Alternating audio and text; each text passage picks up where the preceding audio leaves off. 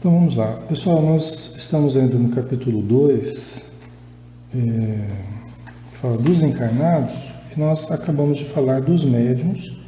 Nós vamos falar do doutrinador, tá? Ou, como querem alguns, o dialogador, ou médium esclarecedor, né? Aí o nome não faz tanta diferença, né? Bom dia, Ana Lúcia, bom dia, Malu, bom dia, Edna, um abração. Tá? Não vai, a mudança do nome, as pessoas ficam às vezes insistindo na questão do nome, a mudança do nome não muda a função é a mesma, né? As necessidades são as mesmas, né? Não é a mudança do nome que vai fazer mudar a função, tá? Então, alguns não gostam do termo doutrinador, mas para mim, eu me acostumei com esse termo e não vejo problema nenhum, tá? Mas quem quiser chamar de médium esclarecedor ou dialogador, é a mesma coisa, tá? Não muda nada. Então vamos lá, vamos com o Hermínio Miranda aqui. Num grupo mediúnico, chama-se doutrinador a pessoa que se incumbe de dialogar com os companheiros desencarnados necessitados de ajuda e esclarecimento. Qualquer bom dicionário leigo dirá que doutrinar é instruir em uma doutrina, ou simplesmente ensinar.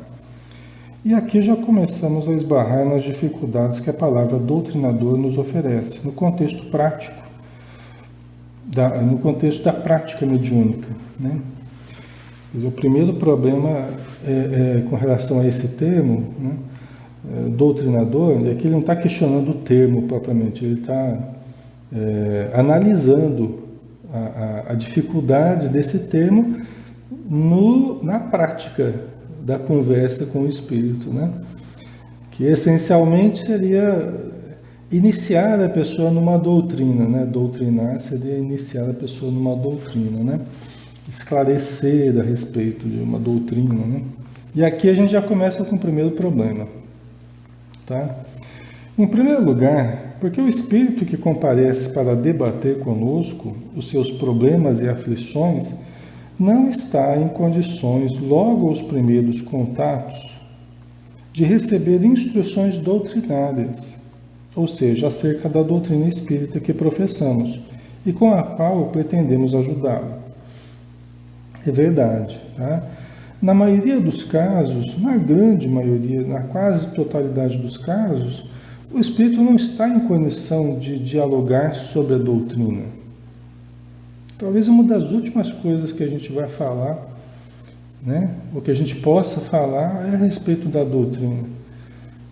Especificamente da doutrina espírita, vamos dizer assim, né? Uma das coisas que a gente menos vai falar é da doutrina espírita. Por quê? Porque nós teremos necessitados de vários tipos comparecendo para os diálogos. Nós teremos a presença de necessitados. E necessitados, você tenta suprir a necessidade, né? Então você tem que perceber quais são as necessidades, né? Então vamos fazer rapidamente aqui, vamos analisar rapidamente. A pessoa está com problemas físicos, ela traz impressões da matéria, ela traz dores, ela traz dilacerações no seu perispírito, né? Ela precisa de alívio, ela não precisa de uma doutrina, né? De um conhecimento doutrinário, de uma pregação, ela precisa de alívio. Se ela morreu em tristes situações de doença, de amargura, de tristeza, de depressão, ela precisa de alívio, ela precisa de consolo em primeiro lugar.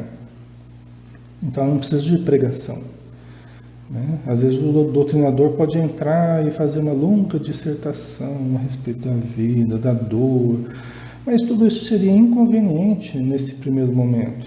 Tudo isso seria inconveniente para a grande maioria dos necessitados que nós formos conversar. Esse tipo de pregação seria inconveniente. Seria inclusive uma perda de tempo, né? Um tempo que poderia utilizar para atender mais pessoas, né? Então, uma primeira dica que a gente dá, né, para os doutrinadores ou esclarecedores é que se atenham à necessidade do espírito. Primeiro vocês precisam ver qual é a necessidade do espírito, né? O que ele está precisando. Então, uma coisa muito importante no começo do diálogo é ouvirmos. É ouvirmos. Se formos falar, logicamente vamos falar, porque é um diálogo, né? Nós vamos usar frases, vamos usar perguntas que nos ajudem a entender melhor o que está ocorrendo com ele. Então, o que está acontecendo com você? O que você está sentindo? O que aconteceu com você? Né? Em que nós podemos ajudar? São perguntas, né? Que não, a gente não pode querer impor. Não, mas você tem que fazer isso, você precisa fazer aquilo. Não, a primeira coisa é o escutar o que ele tem a dizer. Qual é o problema dele? Seja qual for o problema, você precisa entender qual é o problema. Mesmo que seja de vingança, você tem que ouvir, você tem que entender qual é o problema, né? É um problema que você pode resolver imediatamente ali. Ele está pedindo ajuda, ele está sofrendo, ele está com a sensação de estar morrendo ainda, ele está agonizando. Nós podemos aliviá-lo, né? Então vamos tentar aliviá-lo.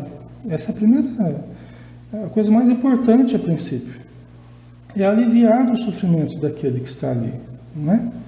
Então nós precisamos entender e já partimos para a atitude de tentar aliviar o seu sofrimento, se for possível aliviar. Tá? Se é um espírito vingador, por exemplo, um espírito obsessor, ele não vai querer a princípio nenhum alívio, embora ele esteja vivendo problemas físicos, embora ele sinta e passe essa sensação para o médium de dores atrozes, né? Mas ele não vai querer alívio nenhum a princípio. Tá?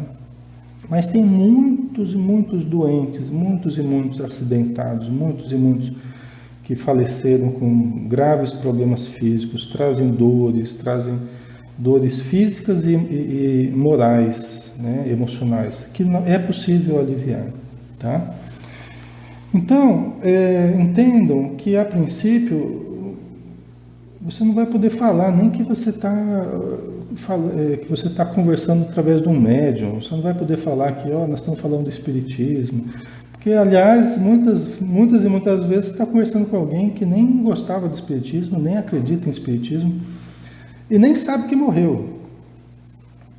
Né? Para começo de conversa, muitos e muitos que você vai conversar, ele nem sabe que morreu. Então você não vai poder chegar falando de espiritismo, nós estamos aqui numa casa espírita, louco, né? O espírito vai querer desencarnar de novo, né? Então, nós não podemos entrar com esse papo de doutrina espírita, né? De reencarnação, tá? Isso aí é para depois, se houver espaço e para casos muito específicos, tá? Na grande maioria, nós não vamos poder entrar com um conhecimento explícito de doutrina espírita. Tá? Por isso que ele fala aqui, o primeiro problema aqui é que você não vai poder doutriná-lo no conhecimento espírita. Tá? Essa aqui é uma questão que nós temos que ter bem claro, pessoal. Ok? Está ficando claro, pessoal? Aqui eu estou falando da técnica da doutrinação, né? Então vamos pegando aí, tem muitos macetes, muitas dicas que a gente vai dando aí, porque é algo que a gente tem vivenciado há décadas, tá? Então a gente já experimentou muita coisa e viu o que funciona e o que não funciona, né? Então, em primeiro lugar, né, não estará em condições, logo os primeiros contatos, de receber instruções doutrinárias, ou seja, acerca da doutrina espírita que professamos e com a qual pretendemos ajudá-lo. Ele não vem disposto a ouvir uma pregação, nem predisposto ao aprendizado, ou como ouvinte paciente ante um guru evoluído. Muitas vezes ele está perfeitamente familiarizado com inúmeros pontos importantes da doutrina espírita. Aqui no caso, ele pode estar familiarizado sim com inúmeros pontos da doutrina espírita, quando ele é um espírito já consciente de que já morreu, né? Até às vezes está em processo de vingança, ligado a legiões de espíritos vingadores, né? Então ele está familiarizado já. Às vezes ele tem muito mais conhecimento doutrinário do que nós. Eu já conversei com vários espíritos que me falaram, olha, você acha que a gente não estuda para saber como vocês pensam, para saber como atingir vocês? A gente estuda também. Os pontos doutrinários que vocês, aliás, vocês às vezes nem estudam. Nós estudamos mais do que vocês, para saber como atingir, como prejudicar vocês, como prejudicar a própria doutrina. Um espírito me falou isso, né? Aliás, alguns já me falaram isso. Então, eles estudam, esses que têm já uma consciência, que já saíram da crise da morte, da crise da desencarnação, já estão às vezes até há séculos no plano espiritual. Tá? Então, vocês acham que eles não têm conhecimento? Eles têm muito conhecimento, né? Então, são classificações, são casos específicos que o Hermínio Miranda, inclusive, ele vai falar sobre cada um deles. Uma classificação, que tipo de espírito você está conversando. Então, ele vai, para cada capítulo aqui, ele vai falar sobre um espírito diferente. Qual é a psicologia desse espírito? Tá?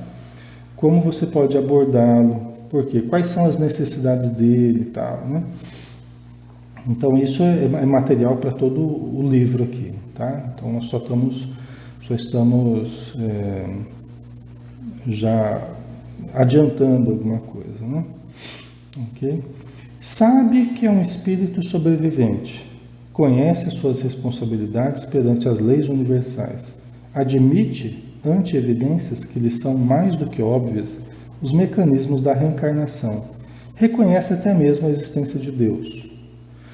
Olha, aqui nessas palavras do Hermínio Miranda, a gente vai lendo e já vai lembrando de um monte de coisas, né? Um monte de espíritos que a gente já conversou, e que para cada coisa que ele vai falando aí, você já vai vendo uma certa...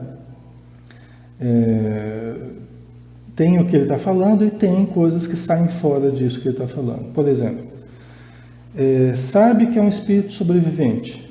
Tá.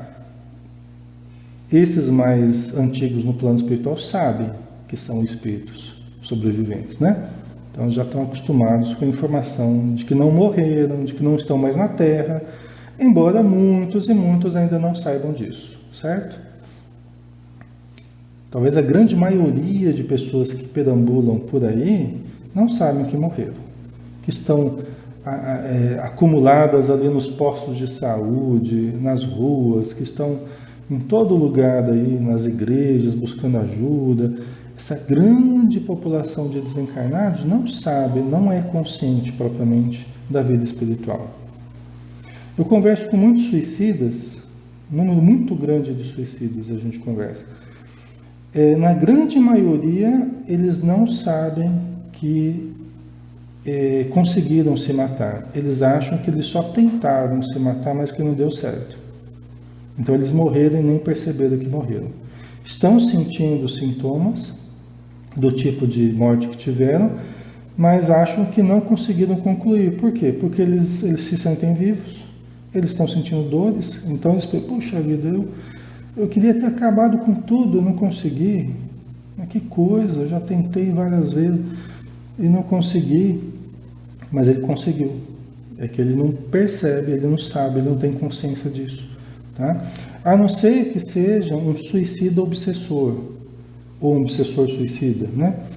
Que se fala muito no Memórias de um Suicida, da Ivone Pereira, que são espíritos conscientes da sua condição, são espíritos muito difíceis, porque eles são conscientes, sabem de tudo que ocorreu com eles, são espíritos geralmente renitentes no suicídio, já se suicidaram várias vezes, criaram um modo todo específico de pensar, de não querer mais voltar para a matéria, porque eles não acreditam que eles vão conseguir deixar de se suicidar, até porque virou um vício se matar. Isso acontece com o suicida, né? Então eles passam a trabalhar junto com os obsessores em geral, em troca de favores, eles induzem as pessoas a suicídio, tá? Então, são espíritos difíceis, né? Eu já conversei com vários deles, a gente já ajudou vários deles, e são espíritos difíceis, né? Então, esses, eu só estou diferenciando aqueles que têm consciência e aqueles que não têm, né? Conhece suas responsabilidades perante as leis universais. Então, esses que já são mais conscientes da vida espiritual, eles têm, de certo modo, um conhecimento das responsabilidades que eles têm. Eles sabem o quanto eles já se comprometeram na vingança, né? Na indução dos outros ao suicídio. Eles sabem o quanto mal eles já fizeram para os outros. E justamente aí está um problema. Justamente por entenderem como funciona a lei de ação e reação, por entenderem como funciona a reencarnação, como funcionam as leis divinas, eles não querem mais reencarnar, porque eles não querem estar submetidos aos resultados das ações que eles praticaram. Então aí eles entram numa situação muito difícil, que eles continuam fazendo mal, não querem mais reencarnar, porque eles têm receio da imensidão de problemas que eles podem ter como consequência do mal que fizeram. O que acontece? Eles continuam fazendo mal, ou seja, continuam aumentando os débitos que já têm. E aí vocês percebem que vira um círculo vicioso, né? Porque quanto mais eles fogem da reencarnação, quanto mais eles permanecem nos umbrais, nas trevas, aí, gerando prejuízos, junto aos encarnados, induzindo ao mal, mais eles vão criando dificuldades para eles, né? Então, é um ciclo difícil de quebrar e de você convencer o espírito a sair desse ciclo, tá? Mas é preciso. Na doutrinação, a gente precisa trabalhar com esse aspecto, tá? A gente precisa, frequentemente, os espíritos amigos nos trazem casos assim, né, para tentarmos conversar com o espírito, falar, nós vamos te ajudar, vai dar tudo certo, né? Sim, você vai ter dificuldades, mas qual de nós não tem dificuldades? Nós já erramos muito, né? Aí ele fala, mas tem outros que erraram mais do que vocês, né? Não, mas se a gente teve o poder de fazer isso para o mal, nós temos o poder de fazer para o bem também, né? E é só nós mudarmos o curso, né? Da nossa vontade, da nossa força, nós temos que direcionar para o outro lado, né? É que eles têm medo assim, porque como se comprometeram muito com falanges inteiras, como já prestaram muitos serviços para inúmeras falanges, né, prejudicando muitas pessoas, então eles sabem que quando eles saírem, quando eles aceitarem ajuda e saírem de uma falange, essas falanges se voltam contra eles, tá? Eles têm ciência disso. E isso é uma das coisas que amedrontam eles. É como na Terra, você pertence a uma quadrilha e você resolve sair da quadrilha. Aí o que acontece? Geralmente essa quadrilha não quer, que vai ter um delator, vai ter uma pessoa aí por aí que vai estar contra eles agora, né? É uma pessoa que fraquejou na visão deles, tá? Vocês entendem a complexidade do problema, pessoal? Tá? Mas a gente tem que lidar com isso, né? A Lucélia colocou a questão de não saberem que desencarnar. Mas, Alexandre, e quando eles procuram familiares e estes não se comunicam com eles? Nem mesmo assim percebem?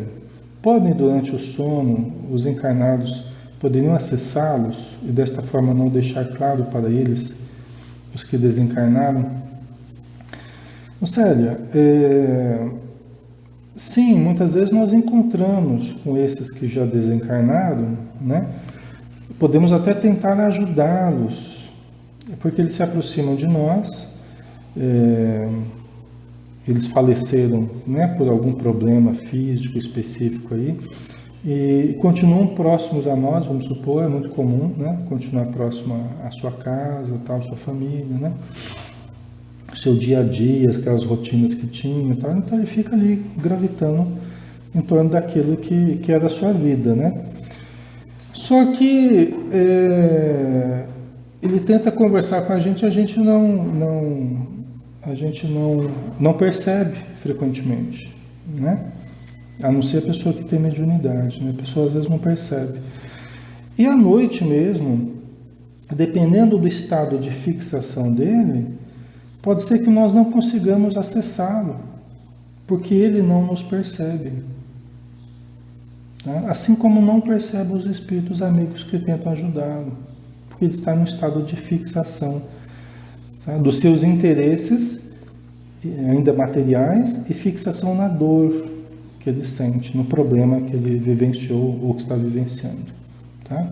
Então isso frequentemente ele não consegue nos ver, não consegue ver os espíritos amigos, ele está cristalizado naquele problema. Tá? Então a pessoa que não exercitou conhecimentos, consciência para uma vida transcendente, frequentemente se vê um longo tempo incapacitado para tomar consciência de uma hora para outra dessa vida imortal. Depende muito das crenças que traz, depende muito da cultura que traz, do sentimento, do desprendimento que a pessoa é capaz de vivenciar. E muitos estão muito apegados ainda à matéria. Tá? Ok. Aí a Lidiane colocou, né? E quando existe essa obsessão e a pessoa é levada ao suicídio, ela responde por ter se matado ou é uma vítima que foi assassinada pelo obsessor? Então, aí no cálculo de responsabilidade, né, Lidiane, é lógico que vai ser uma responsabilidade compartilhada, né? E quanto mais obsediada ela estava ao cometer o ato, mais essa responsabilidade vai ser compartilhada entre ela que se matou, que é responsável sim, né? Nós sempre somos responsáveis pelas nossas atitudes, né? Inclusive porque nos deixamos entrar na obsessão. Somos responsáveis também por nos deixarmos entrar na obsessão. Tá? Por quê? Porque em qualquer caso, mesmo que sejam casos complicados, difíceis, tem sempre uma parcela nossa também. Tá? Porque nós criamos os nossos débitos, nós atraímos esses espíritos e nós também facilitamos por aderir aos pensamentos deles. Se um espírito suicida se aproxima de mim para me induzir ao suicídio, e eu por conceitos equivocados meus, por fraqueza minha, ou por descrença do ser humano, descrença de Deus, pensamentos amargurados meus, pensamentos tristes, eu fico cultivando isso, achando que nada vale a pena, tal. Então eu recebo os estímulos do espírito suicida muito mais facilmente. Eu fico aderindo ao seu pensamento. Isso faz com que o poder dele aumente sobre mim. Tá? E aí pode ter consequências imprevisíveis, né? Inclusive chegando ao suicídio. Tá? Então, por isso que no livro dos Espíritos fala, não há arrastamentos irresistíveis. Não há arrastamentos irresistíveis. Ninguém recebe um peso maior do que pode carregar. Ou seja, se nós buscarmos com fé, se buscarmos os recursos para nos tratarmos, para nos melhorarmos, para resistirmos a essa influência nociva, nós encontraremos. E pelo menos é assim que os espíritos amigos nos falam, que para a pessoa que tem boa vontade, que se empenha, eles dão todo o apoio, toda a ajuda para que consigam vencer. Tá? Porque senão seriam forças cegas, seriam forças absolutas trabalhando para o mal, maiores do que a força do bem. E não é assim. O bem pode mais do que o mal. Só que nós precisamos aderir ao bem, né? Pelo menos desejar absorver das coisas boas também. É preciso uma certa abertura nossa para isso, né? Ok? Então sempre nós temos condição de resistir, mas nós temos que buscar ajuda, né? Nós temos que buscar a força, né, que nós precisamos, certo? E aí é muito importante assim, o apoio de uma casa espírita, né? O apoio de uma casa espírita, o apoio de pessoas que não tenham medo de ajudar, né? Pessoas que não tenham medo de ajudar, pessoas que se lancem, né, para o auxílio. Eu já me deparei com situação assim, olha, a pessoa está faltando, né? A pessoa está faltando as reuniões da casa espírita, né? Aí a pessoa entra em contato, olha, você está faltando na reunião da casa espírita, né? O que está acontecendo, né? Nós estamos sentindo a sua falta, tal, porque você é importante para nós, você faz parte da nossa família, tal. É importante isso, né? Ter esse contato, saber o que está acontecendo. Aí a pessoa que está passando pela dificuldade fala assim, olha, sabe o que acontece? É que eu estou cuidando de uma pessoa, né? Eu estou cuidando de uma pessoa que tem tendência, forte tendência suicida. E no momento eu não estou podendo me ausentar do contato com essa pessoa, né? Não estou podendo me ausentar do contato com ela porque está muito difícil. No momento, né? A pessoa está em crise e tal, né? Aí você dá essa informação para a pessoa. Aí a pessoa da casa espírita fala assim, ah, então tá bom. Então, Deus abençoe nas dificuldades que vocês estão passando, viu? Não sei o que é. Mas, peraí, né? Não seria o caso de falar assim, ó, nós vamos então, vocês estão precisando de ajuda, vocês querem que vá e aplicar passe, nós vamos então dar um apoio para vocês, nós vamos ajudar vocês, nós vamos visitar vocês, né? Nós vamos ir para conversar com a pessoa. Vocês entendem, pessoal?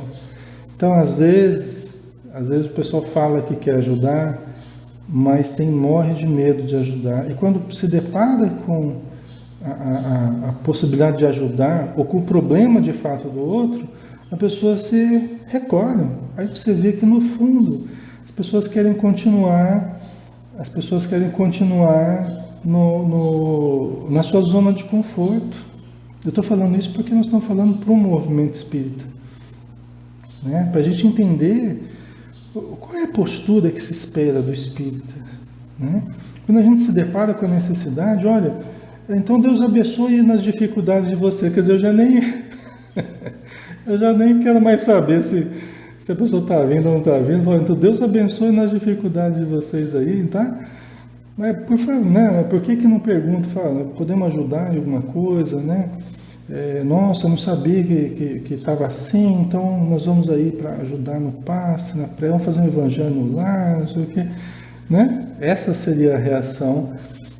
Mas a gente se depara com esse tipo de dificuldade, tá? No movimento espírita, que aí você vê que está faltando o entendimento de como ajudar de fato, como socorrer, como, né? Como você demonstrar a atitude cristã de fato, né? Senão a gente fica que nem a parábola do bom samaritano, passa ao lado você vê a dificuldade ali, passa ao lado, né? E vamos embora, né? Até que chega um bom samaritano ali, estende a mão e demonstra real boa vontade, desejo de ajudar de fato, tá? Quem lida com desobsessão, quem lida com reunião mediúnica, quem está realmente maduro em termos de conhecimento, de ajuda, não tem medo de ajudar, não tem medo de ir à necessidade, não tem medo de se envolver, né? De se envolver com a ajuda, né? De se envolver ali com quem está precisando, né? Mas as pessoas ainda que não têm muita essa maturidade, elas se retraem diante da necessidade, né? Então, vamos lá, né?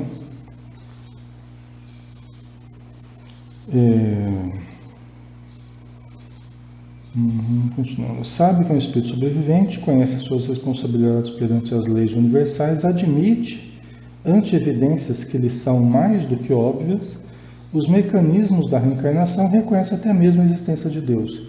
Alguns reconhecem, outros não, né? E mesmo entre esses que negam E tem alguns que negam a existência de Deus, acham que não tem nada de Deus não, que o que existe é só a justiça deles mesmos, então eles querem fazer justiça com as próprias mãos, né, esses vingadores e tal.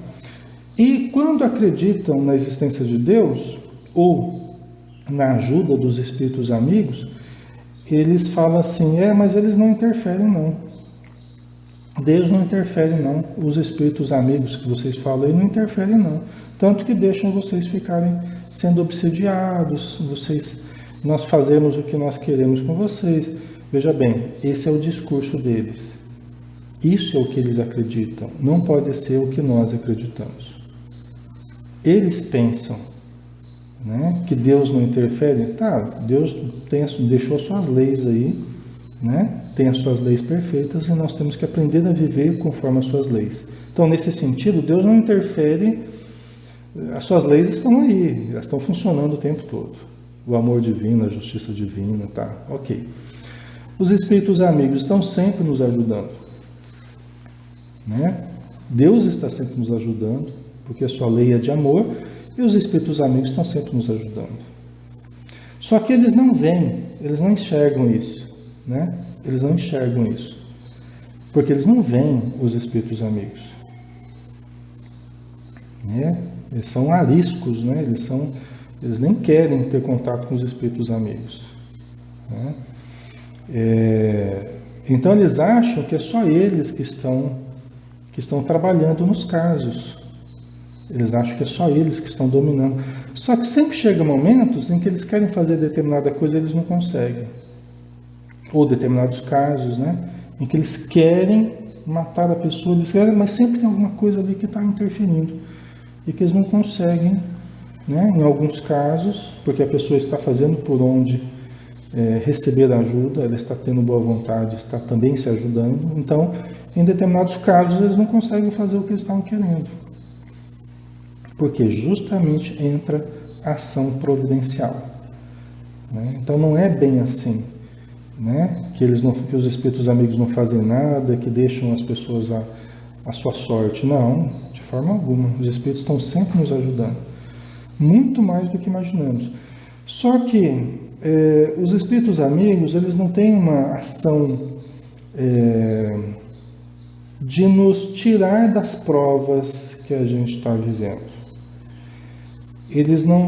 A ação deles não é de nos subtrair ao aprendizado. Né? O que nós acharíamos de um professor que viesse fazer as provas no lugar do aluno? Né? Ou do diretor que viesse fazer as provas no lugar do aluno? Nós acharíamos um absurdo. É o que acontece. Deus, o diretor lá, né? E os espíritos amigos, são os professores, eles não vêm fazer as provas no nosso lugar. Por quê? Porque eles não vêm subtrair de nós o aprendizado, a demonstração de força que nós precisamos demonstrar. Tá? Mas eles também não nos deixam abandonados. Eles não nos deixam desamparados. Eles estão sempre, o tempo todo, nos ajudando. Só que eles querem que nós nos ajudemos também. Tá?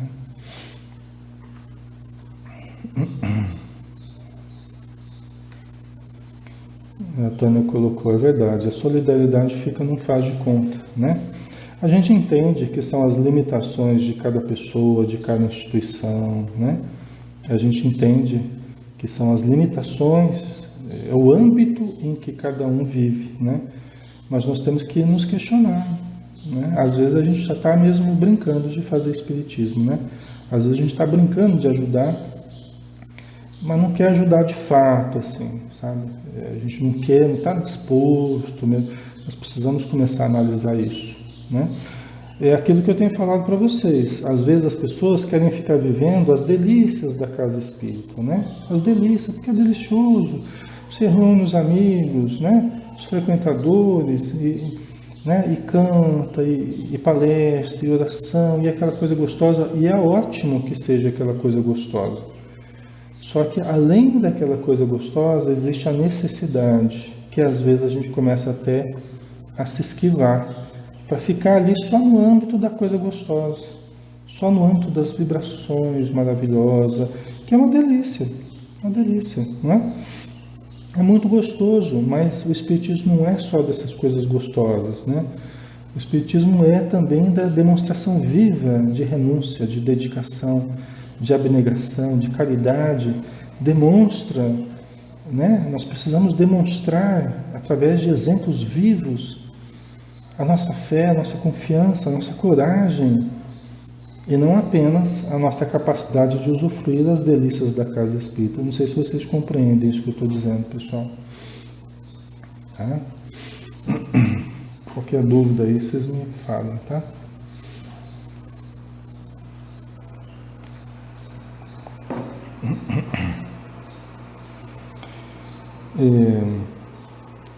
Quanto à comunicabilidade entre os encarnados e desencarnados, ele nem discute, pois está justamente produzindo uma demonstração prática do fenômeno.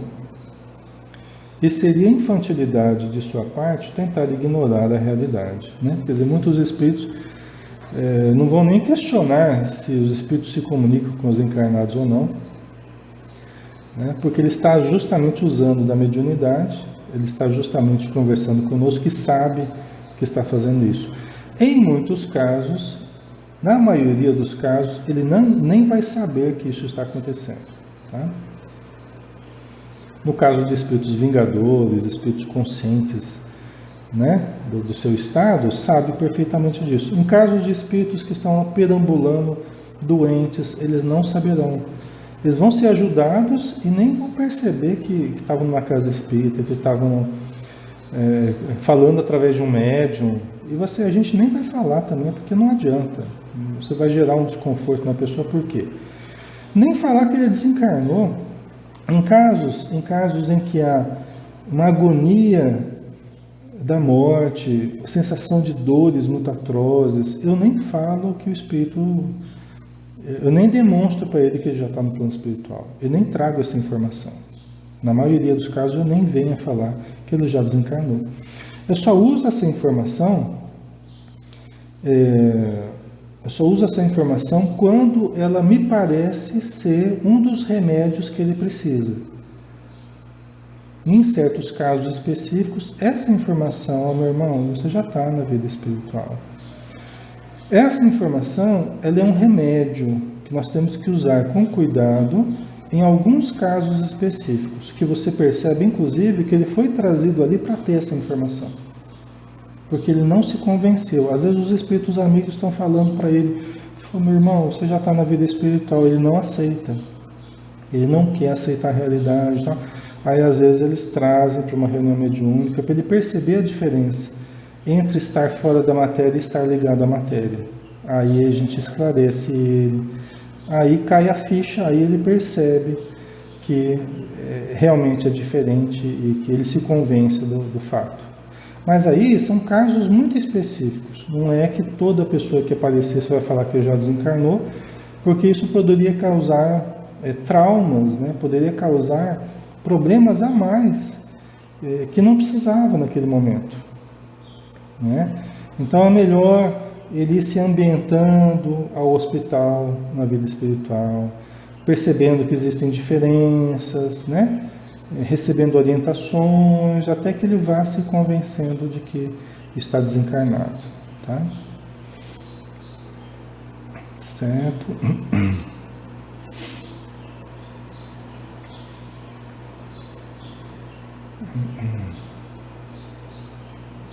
Ok.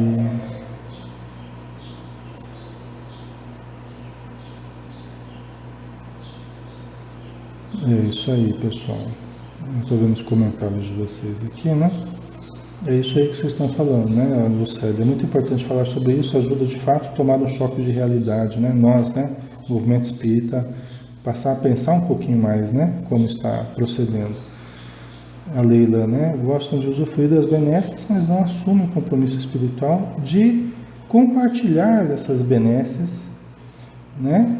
O que implica em sairmos da nossa zona de conforto frequentemente, irmos de encontro à necessidade, irmos de encontro, não ficarmos só no âmbito estreito, né? dentro dos nossos papéis, dentro da casa espírita, né? Usufruindo do status, usufruindo das energias, daquela coisa, mas quando aparecem necessidades de fato, necessidades cruas, nuas ali, expostas, né? Aí eu fujo da necessidade, né? Mas isso é muito comum no movimento espírita, viu, pessoal? Isso é muito comum. A Fernanda Alexandre, bom dia, Fernanda. O fato do espírito não reconhecer que está desencarnado, isso é muito confuso para mim. Em que casos acontece isso? Em muitos casos, Fernanda. Porque a crença na vida espiritual não é uma crença generalizada. E ainda que as pessoas acreditem, elas não se exercitaram em termos de conhecimento, em termos de compreensão, até de abstração, de formar uma ideia mais precisa do que seja isso. Então, os pensamentos que se tem a respeito disso são pensamentos muito primários, muito rudimentares, tá?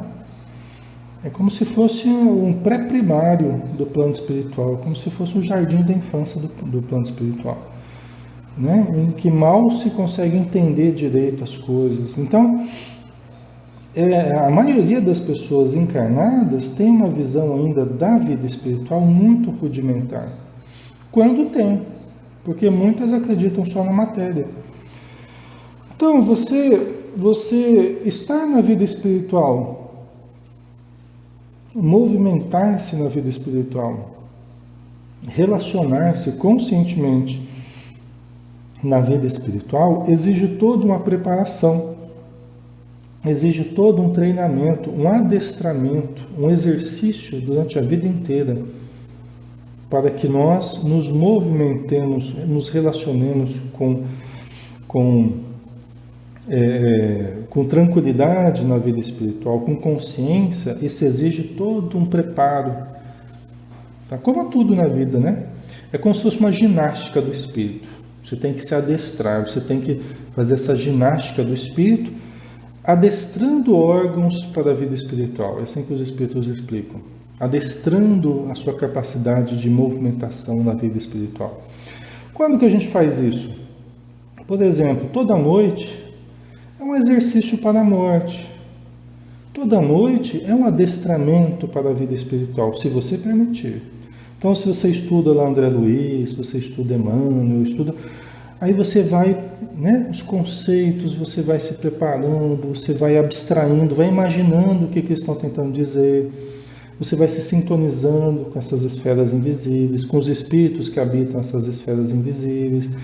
Aí quando você dorme, né, você faz a sua oração: olha, eu quero muito estar junto dos espíritos amigos, eu quero ajudar no plano espiritual, eu quero conhecer coisas novas no plano espiritual. Você faz sua prece lá antes de dormir, aí os espíritos amigos aproveitam a tua boa sintonia e levam você então para aprender coisas no plano espiritual, para adestrar a sua capacidade de volitação, por que não?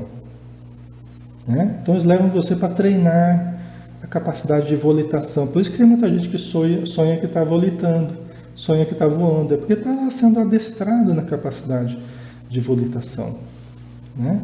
Na capacidade de ajudar, na compreensão dos ambientes que frequenta à noite, né? Assiste palestras, conversa com familiares, com instrutores.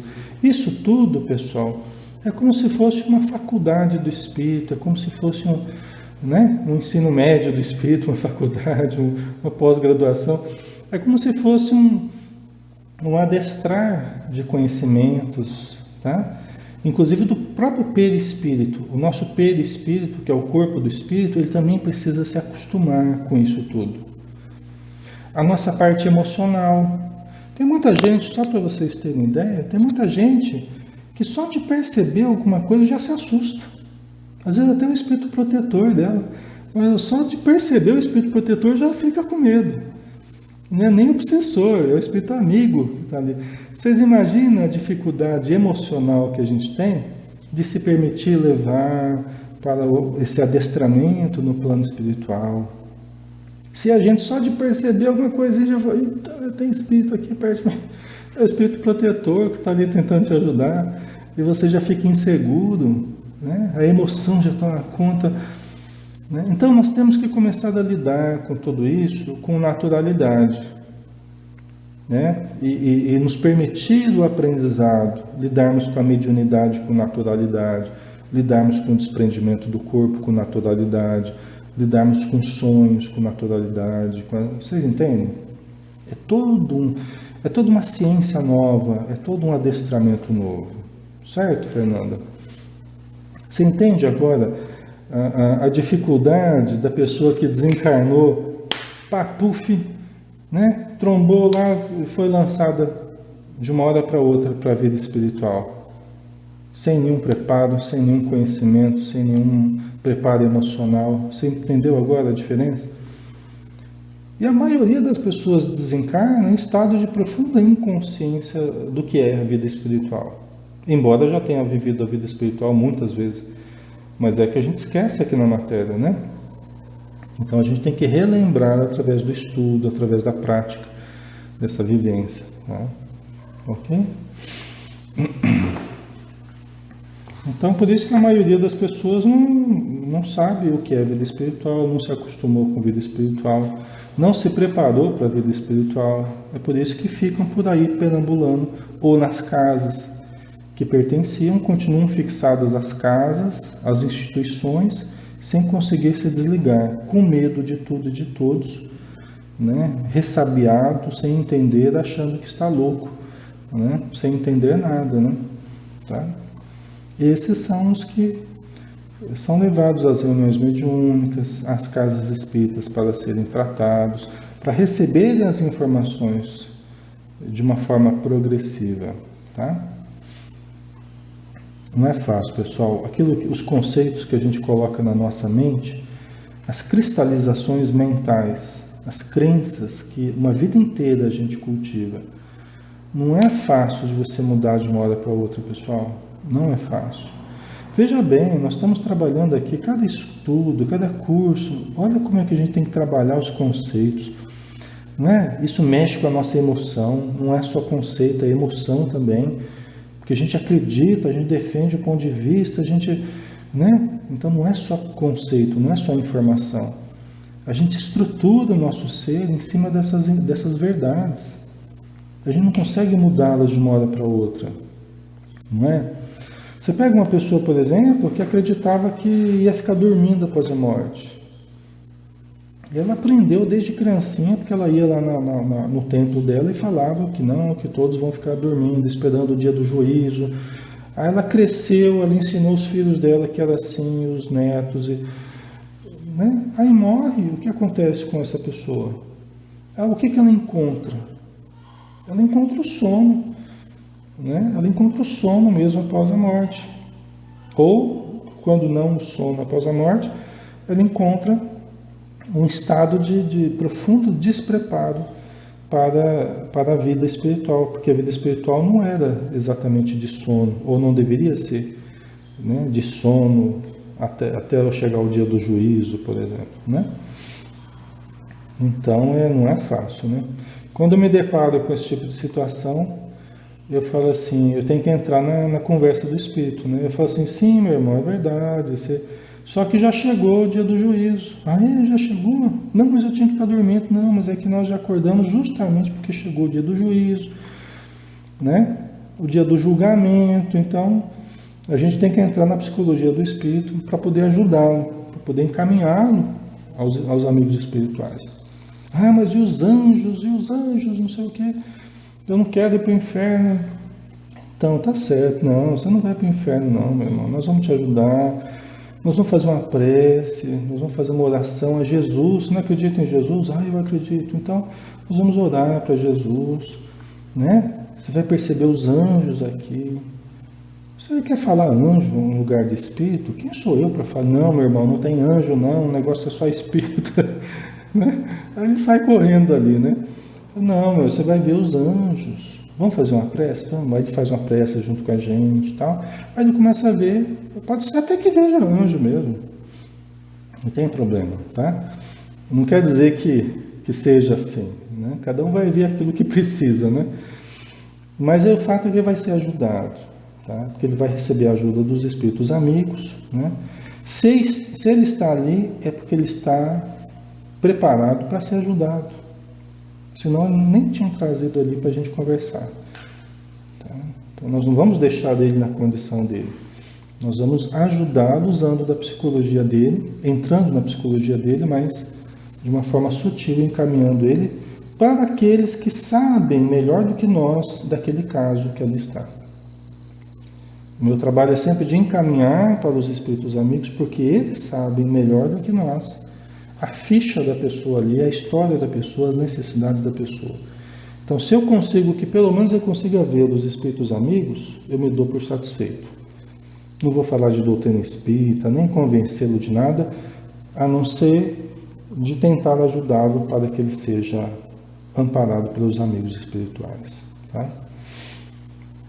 Certo? Pessoal, acho que nós vamos dar uma paradinha aqui, deixa eu ver o que vocês escreveram aqui, né? A Leila colocou: uma trabalhadora espírita que fez 4 anos de curso de mediunidade trabalhava religiosamente sua mediunidade, desencarnou. E mesmo com tudo isso está sofrendo muito por conta do apego. Vive em sua casa, nas casas espíritas onde trabalhou. Imagine que não tem conhecimento, imagine se não tem conhecimento da vida espiritual. Exatamente, Leila. É um bom exemplo esse seu. Por isso que o conhecimento espírita não é um banho milagroso sobre os nossos problemas. Ele precisa que nós reflitamos com maturidade, que nós tentemos aplicar, né, com cuidado, com carinho, com investimento. Por quê? Porque não é uma coisa de fora para dentro. É algo de dentro para fora que nós precisamos aproveitar. É de uma adesão íntima à proposta de Jesus, à proposta dos bons espíritos. Não é um rótulo, sou espírita, pronto, então estou salvo, não. Isso não acontece isso que você está falando, né? Quer dizer, uma pessoa que estudou, uma pessoa que estava inclusive ligada à mediunidade, trabalhando e que, por questões de sentimento, continua ainda presa, né? Isso, Nossa Senhora, é o que mais tem nas nossas vidas, é isso. Certos conflitos, certos apegos, né? Não adianta, nós temos que dar demonstrações vivas de que o conhecimento espírita fez algo por nós, fez algo em nós. Né? Nós temos que demonstrar isso. Tá? Muito bem, pessoal. Nós vamos dar uma paradinha aqui então. Semana que vem a gente continua nesse ponto aqui, né? Nós já estamos no nosso horário. Mas eu acho que foi produtivo, né, pessoal? Vamos fazer a nossa prece final, agradecendo a Deus por mais este estudo, pela ajuda que tivemos, pelos conceitos que pudemos trabalhar, pelas intuições que os Espíritos nos proporcionam e por podermos, Senhor, todos os dias fazermos diferente. Todos os dias assumirmos a nossa condição de filhos de Deus, de criados para a felicidade, para a harmonia, para a plenitude, mas também para a caridade, para a ajuda, para estendermos os benefícios para todos que estão próximos a nós. Que a Tua luz nos ilumine a mente e o coração, hoje e sempre. Que assim seja. Ok, pessoal. Então, muito obrigado pela presença, tá? Pela participação. Desculpa aí quem eu não consegui responder ou comentar, né? Mas devagarzinho a gente vai conversando mais, tá bom? Fiquem com Deus, um grande abraço a todos. Até mais.